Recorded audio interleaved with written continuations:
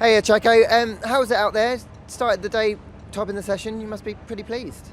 Um, well, it was a good start to the day. P2 didn't went to as good as we would have liked. I think we probably took some wrong directions with it, or we were just exploring and it's just not coming, and we are not able to sort out our problems. But we have good data with both tires as well in the long run. We diverse with Max in that regard, so I think there's good data for us to gather and to go through it tonight. And hopefully we are able to put it all together tomorrow for qualifying. Did that data look good? That long run data initially? Initially okay, but there's a lot of details that we have to look into it. So still some good work to do for tonight. Were you able to kind of build your confidence quite quickly around here? I know you've been here a lot, but was it able to just with these new cars able to?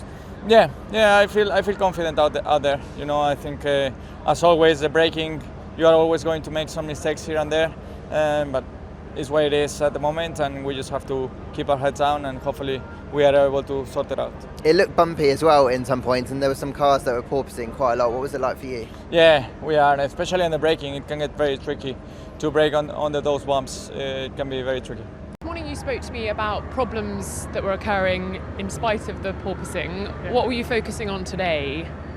Trying to make the car go faster, to be honest. It was a tricky day. We weren't as competitive as we would have liked. It's again, tricky track to get the tyres in the right window. You see with a number of drivers, their fastest laps are coming right at the end of a run, whereas with Ferrari and Red Bull, they seem to be able to turn it on. But at the moment, they just have inherently a faster car than us, and we're doing everything we can to try and catch up.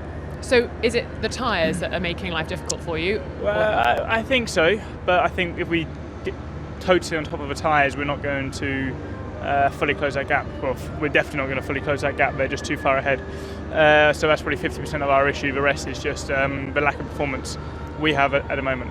And the porpoising, how was that today? There was a little bit of it, but it was just, now the cars are running so close to the ground, it's crazy out there through those high-speed corners. The car's fully bottoming out. I think it's the same for everybody, and it's really not comfortable to drive. So I don't know what the future holds for this sort of era of cars, but I can't see us being able to, well, I don't think it's right to be able to run like this for the next 4 years or whatever we've got. So it's going to be, I guess for all of us, conversations are going to be needed as everybody is in the same boat really.